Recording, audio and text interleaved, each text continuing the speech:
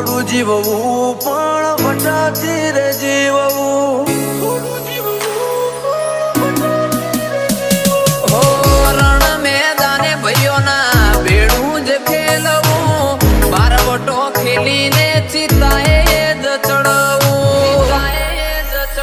હો આબરૂની વાતે પાછું પગલું ના ભર્યું, એટલે તો યાનો ચોપડે ચડ્યો. હો આબરૂની વાતે પાછું